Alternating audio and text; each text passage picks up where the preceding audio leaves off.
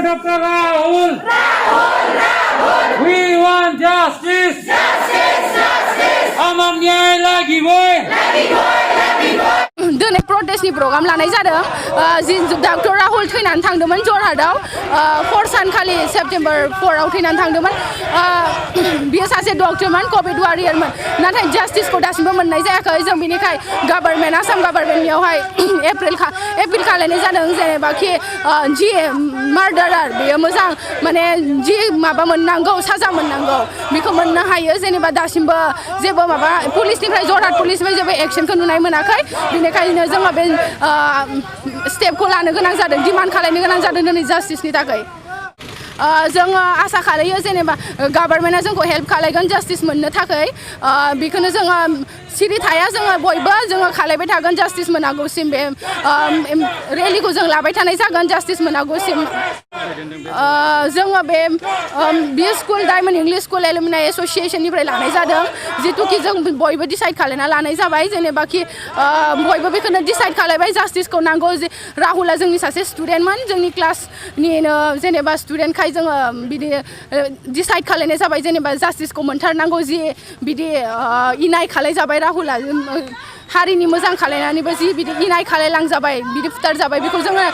लुगैयाखै आलदाजोंबो जाथों होनना बिनिखायनो जोङो बे स्टेपखौ लानाय जादों डक्टर राहुलनि बिफा जायो आं राहुला माने जिनिखि जरहाट मेडिकेल कलेजाव फरायबाय थानायाव बेहा जोबसिगौमोन जानुवारि 15 तारिखहालागै नाथाय बे कभिड डिउटि खालामगासिनो दङमोन बेनि सायाव बियो कभिड डिउटि खालामनाय सत्तेव बियो बुथार जादों मानि थाखाय बुथार जादों बेखौ आं मिथिनांगौ आरो मिथिनांगौ बेयो तदन्त सोलिबाय थानांगौ जेब्लानोखि बिनि माबा दायित्वखौ मोना बे जिनिखि दसिखौ मोना बिनि दसिखौ जेब्लाखौ मोना जोंनो तदन्तखौ खालामबाय थानांगौ तदन्त मोनागौमानि जोंनि रेलिया सलायबाय थागोन आरो जोङो नङाबा डायमन्डनि स्टुडेन्टफोर जेसेबां सहाय खालामदों बेनि थाखाय आं धन्यबाद होदों आरो आंनो न्याय बिसार नांगौ आंनि गथ'खौ जे एसेबां खस्थ' जनसेवा खालामबाय थानाय सत्तेव जुदि बुथारलांबायबा बे बुथारनाय मानसिखौबो आंनो निस्सय न्याय बिसार नङाबा फासि नांफिनथारगौ पुलिसा लेहेम खालामदों नामा बिनि बिजिरनायाव पुलिसा बेखौनो बुंदों जे बिनि जेनोखि पस्टमर्टम रिपर्ट मोनाखै आरो जोंनि जेनोखि डिउटि खालामनांगौमोन जों बेखौ खालामबाय होननानै बुंदों बेनि बादै बिसोरो जेबो आखायाव लायाखै आरो जों औ बे बिसोरो जुदि बेबादि गोबाव खालामबाय थालाङोबा जोंनि बे जेनोखि केस बेफोरो सुहाबलांबा उनाव जेबो बिसार मोननाय नङा जों बेनि थाखाय जोंनो तदन्तआ बे सोलिबाय थानांगौ आरो जोंहा जेसेबांनाखि जोंहा संगठन दङ संगठनफ्राबो जोंखौ सहजुगिता होनानै